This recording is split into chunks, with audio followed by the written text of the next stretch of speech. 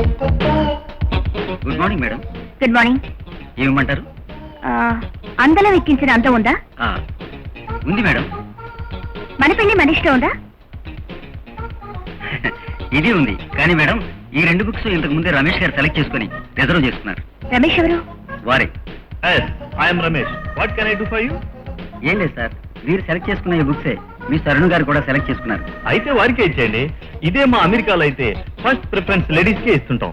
Please. Thank you. Thank you. Bill రాసివ్వండి.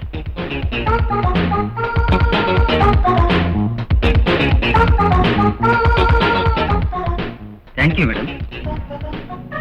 వస్తాను. శాబాష్. అమ్మాయి రాణి మాట. ఏమిటి నాన్న? ఒక్క 2,000 మినహాయించి మిగతా బాకీలన్నీ ఈ నెలతో తీరిపోయినట్టేనమ్మా.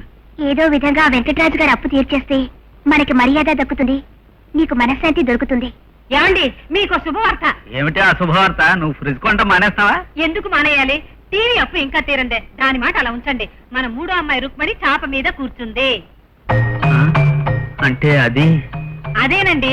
ఇప్పటి నుంచి డబ్బు ఏర్పాట్లు చేసుకోకపోతే వచ్చే వారం ఆ ఫంక్షన్ ఎలా జరిపిస్తాం? ఈసారి అప్పు చేయకుండా సింపుల్ గా జరిపించేస్తే బాగుంటుందమ్మా. కరెక్ట్. ఏంటి కరెక్ట్? నువ్వు వెళ్ళవే. బుర్రలేని సలహాను నువ్వును.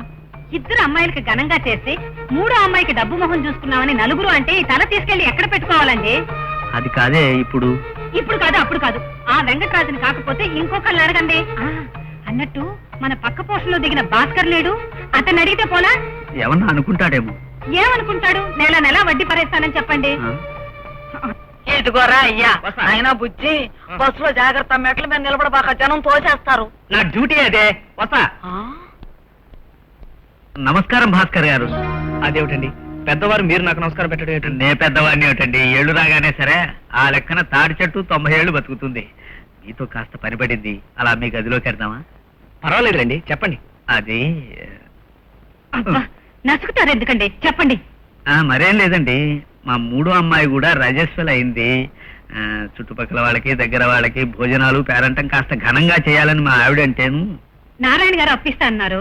ఆయనకేదో జబ్బు చేసి హాస్పిటల్ అడ్మిట్ అయ్యారు. ఈ పరిస్థితిలో మాకు అప్పెవరిస్తారా అని బాధపడుతుంటే దేవుళ్ళ మీరు కనిపించారు. మీకు ఎంత అప్పు కావాలి? 4,000. 4,000? చూడండి ధర్మారావు గారు, మీ ఆదాయం ఖర్చుల గురించి నాకు తెలుసు కాబట్టి చెప్తున్నాను. మీ అమ్మాయికి శుభకార్యం చేయడం అవసరమే, కానీ అదేదో ఘనకార్యంలాగా దానికోసం అప్పులు చేయడం, ఆ అప్పులు తీర్చలేక కనీసం వడ్డీ కూడా కట్టలేక ప్రతిరోజు నరకం అనుభవించడం మంచి పనేనా చెప్పండి? పోనీ మీకున్నది ఒక్క అమ్మాయి అయితే మీరు హై లెవెల్లో అప్పు చేసినా పర్వాలేదు, కానీ మీకు 4 కూతుళ్ళు. ఈ ఆడంబరాలు ఆర్భాటాలు ఎందుకు చెప్పండి? భలేవారండి. డబ్బు ఖర్చు అవుతుందని ఏ వేడుక చేసుకోకపోతే నలుగురు ఏమనుకుంటారు? అదిగో అదే, మీరు ఒక్క విషయం మర్చిపోతున్నారు. మనం మధ్యతరగతి వాళ్ళం. మన పరిస్థితి ఏమిటో మనం తెలుసుకోకుండా ఎంతసేపు నలుగురు ఏమనుకుంటారని మనల్ని మనమే అప్పుల్లో ముంచేసుకుంటున్నాం. ఈ ఉపన్యాసాలన్నీ ఎందుకండి? మీ దగ్గర లేదని ఒక్క మాట చెప్తే పోలే, మేము ఇంకెక్కడన్నా చూసుకుంటాం. రండి. ఇప్పుడు మీరు మెప్పు కోసం అప్పు చేసి పప్పు కూడా తినాలో చెప్పండి?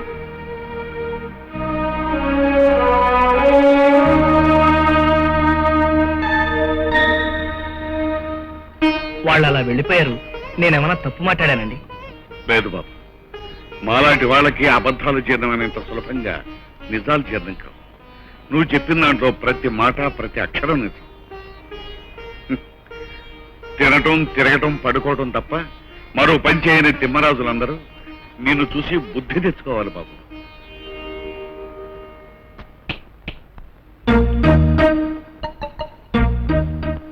ఇప్పుడు మా మావయ్య చెప్పిన డైలాగులు నా గురించి అనుకుంటున్నావా?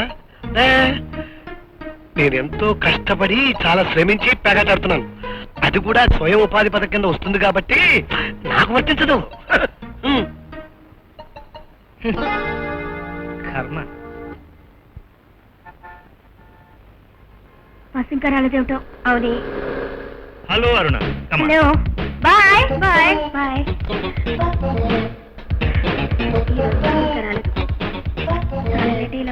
డెవలప్మెంట్ బాగానే ఉన్నట్టుంది. అవునే.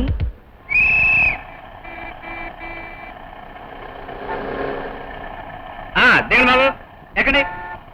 మీ ఫ్రెండ్ అరుణ గారు కనపట్టలేదు. వాళ్ళ కాలేజీకి రాలేదా? వచ్చింది కానీ ఆవిడ కోసం ఫారెన్ కార్ వస్తే ఇవాళ అందులో వెళ్ళింది. ఆవిడ రేపటి నుంచి దొక్కుకొచ్చి ఎక్కకపోయినా ఆశ్చర్యం లేదు. ఫారిన్ కార్ లో వెళ్ళిందంటే ఎవరు తీసుకెళ్లారబ్బా? తర్వాత ఆలోచించు.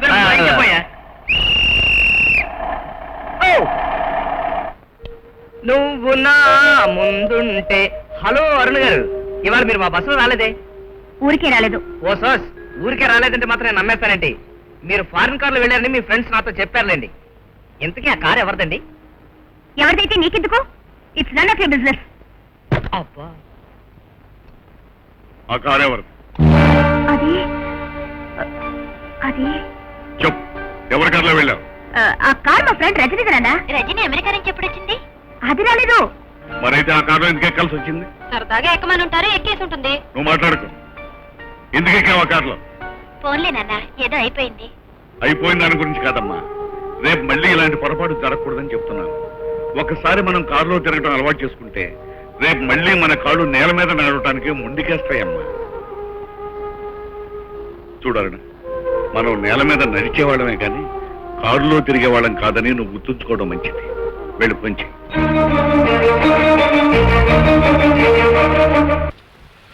శ్రీమద్ రమారమణ గోవిందో. ఈ ఆట కూడా కౌంటే. దేవుని తర్వాత అవుతుంది కానీ ముందు డబ్బులు డబ్బులు ఉంటే తీయడానికి చూసుకోండి. ఎప్పటికీ 6 ఆటలు అరుగు పెట్టావు, ఇక ఊరుకోం. నీ ప్యాంటు షర్ట్ తాగట్టు పెట్టు. ప్యాంటు షర్టు తాకట్టు పెడితే మీకే వస్తున్నాయా? మా మామయ్యని తాకట్టు పెడతాను, తీసుకోండి. మనుషులు ఎవరైనా తాకట్టు పెడతారా? ఎందుకు పెట్టరు? ఆనాడు ధర్మరాజు పెళ్ళాన్ని తాకట్టు పెట్టలా? ఇదే అంతే. అతను తాకట్టు పెట్టింది సొంత పెళ్ళాన్నయ్యా, మామూలు కాదు. నేను తాకట్టు పెట్టే సొంత మావనండి, పిల్లలిచ్చిన మావని. ఇంకా